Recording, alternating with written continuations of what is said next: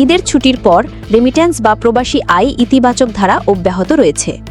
চলতি ২০২৪-২৫ অর্থবছরের প্রথম মাস জুলাইয়ের প্রথম ১২ দিনেই দেশে ১০৭ কোটি ১০ লাখ অর্থাৎ ১.০৭ বিলিয়ন মার্কিন ডলারের রেমিটেন্স এসেছে।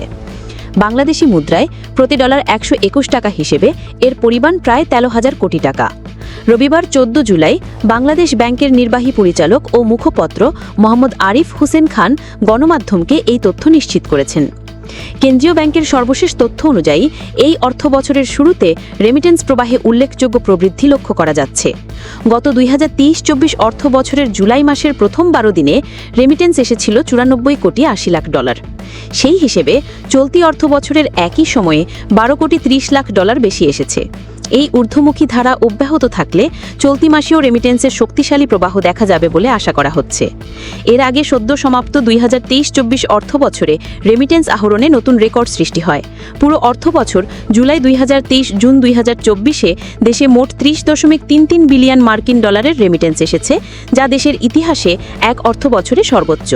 এর আগের ২০২২-২৩ অর্থবছরে রেমিটেন্স এসেছিল ২১.৬১ বিলিয়ন ডলার, অর্থাৎ গত অর্থবছরে রেমিটেন্স প্রবাহে প্রবৃদ্ধি হয়েছে প্রায় ৪০%।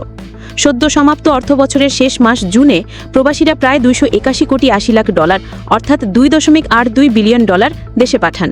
একক মাস হিসাবে এটি ছিল তৃতীয় সর্বোচ্চ। এর আগের মাস মেতে এসেছিল ২৯৭ কোটি অর্থাৎ ২.৯৭ বিলিয়ন ডলার, যা ছিল দেশের ইতিহাসে দ্বিতীয় সর্বোচ্চ। আর মার্চ মাসে এসেছিল ৩২৯ কোটি অর্থাৎ ৩.29 বিলিয়ন ডলার, যা এখন পর্যন্ত এক মাসে আসা সর্বোচ্চ রেমিটেন্স। অর্থনীতিবিদরা বলছেন, ব্যাংকিং চ্যানেলে ডলারের ভালো দাম এবং সরকারের বিভিন্ন নীতি সহায়তার কারণে প্রবাসীরা বৈধ পথে টাকা পাঠাতে উৎসাহিত হচ্ছেন। রেমিটেন্সের এই শক্তিশালী প্রবাহ দেশের বৈদেশিক মুদ্রা রিজার্ভকে স্থিতিশীল রাখতে গুরুত্বপূর্ণ ভূমিকা পালন করছে।